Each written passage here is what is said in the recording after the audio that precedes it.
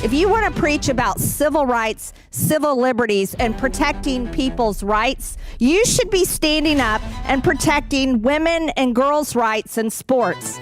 And keep your biological men who are mentally insane and have sexually perversive ideas, thoughts, and fantasies out of our bathrooms, out of our sports, out of our women's spaces. And if you want to continue to be the party that stands up for that absolute insane bullshit, we'll keep beating you election after election after election. I'm going to recognize the gentlelady from Georgia, Ms. Greene. Thank you, Mr. Chairman. When we talk about civil rights, we should talk about the rights of over 63 million unborn people that were slaughtered in the womb by what Democrats call reproductive rights. Your reproductive rights are murder. And when you want to talk about which form of murder do you want to use against an unborn innocent person who should have the right to life, we should go into all of those nasty, disgusting methods. Whether these innocent people are ripped limb from limb, and they're washed in saline and murdered in the womb, or are their heads crushed before they are pulled out of their mother's cervix and womb. Let's talk about those rights. And let's talk about rape. Yeah, let's talk about it. A former student convicted of sexually assaulting 2 girls released by Loudoun County judge. You know, you were talking about stats and data.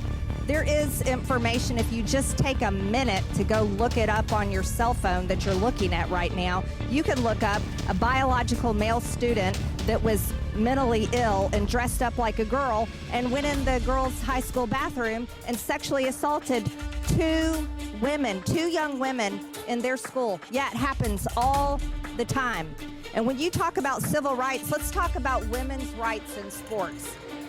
A male swimmer competed on the men's team for 3 years before winning the women's NCAA Division I championship in the 500-yard freestyle event.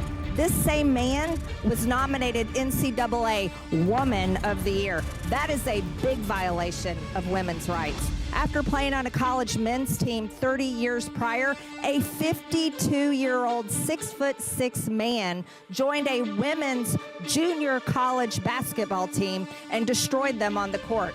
Oh, wow. I thought you cared about rights, civil rights, women's rights. A male runner was named Women's Athlete of the Week after competing in an NCAA Division I women's cross-country meet. One male athlete won first place in the women's mile race at an NCAA Division I conference championship. And a 17-year-old female volleyball player was left partially paralyzed with brain damage after a ball was spiked at her by her biological male opponent. The team rightfully forfeited the remainder of the games played against that school out of safety concerns. Why don't you care about these women's rights? If you want to preach about civil rights, civil liberties, and protecting people's rights, you should be standing up and protecting women and girls' rights in sports.